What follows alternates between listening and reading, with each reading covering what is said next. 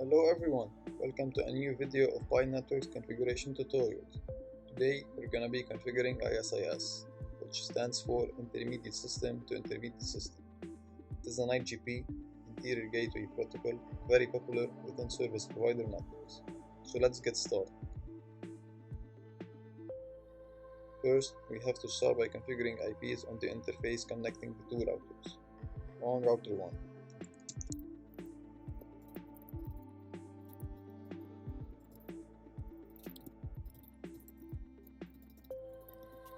And you have to configure the interface to all the PCs.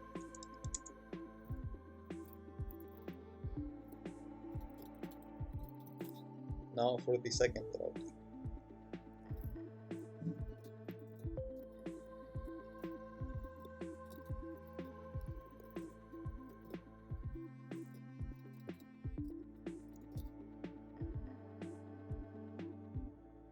To enable ISIS on an OcNOS router, we need to create an ISIS routing instance and give it a name. We'll call our ISIS instance test. We'll use the command router ISIS test. In ISIS, a level refers to the hierarchical structure within the routing domain. There are two levels in ISIS. Level 1. In ISIS, Level 1 routers are responsible for routing within the local area. They exchange routing information only with other routers within the same area. Level 1 routers do not have information about the network topology outside of their area. And Level 2. Level 2 routers in ISIS are responsible for routing between different areas or domains. They exchange routing information with routers in other areas and are aware of the complete network topology within the entire ISIS domain. You can think of Level 2 in ISIS as the backbone of the network. Level 2 routers are responsible for routing between different areas or domain within the ISIS routing domain. We'll use Level 2 in our example.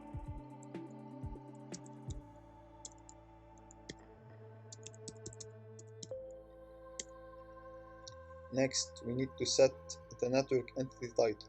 The net, in most cases, starts with 49 and is composed of the area number. In this example, we'll use area 1.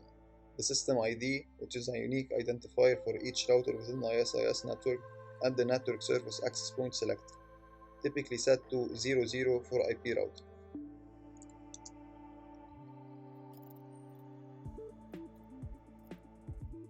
We start with 49, then area 0001. Then we derive our system ID from the loopback IP we will configure on the router. On router 1, we will use loopback 1.1.1.1. So the system ID is 0010.0100.1001. And we commit our configuration. Let's jump to the second router.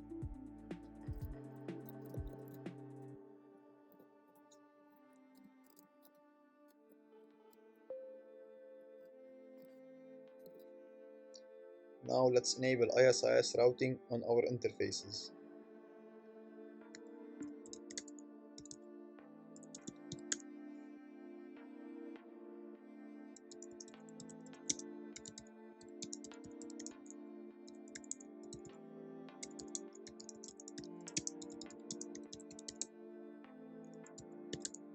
And now for the second router.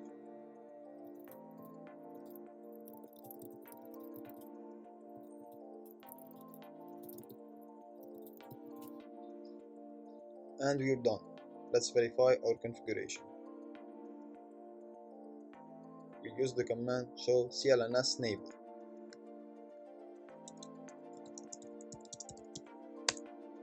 To verify the ISIS adjacency, the state opt in the output confirms that we have an ISIS neighbor. And the command show IP route ISIS. To see the routes learned via ISIS.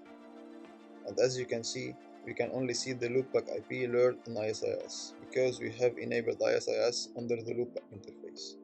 However, we don't see the routers for the PCs. That's normal because the subnets of the PCs are locally connected and routes are not automatically distributed between routing protocols. To route the PC subnets, we have to redistribute connected routes into ISIS. We do that by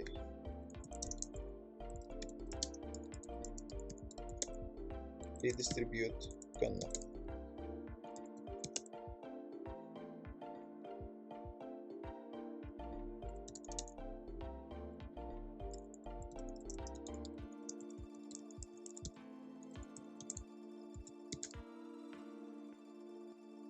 And now we do show IP route ISIS.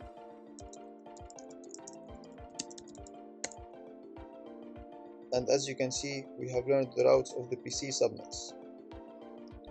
Now let's try to ping the two PCs.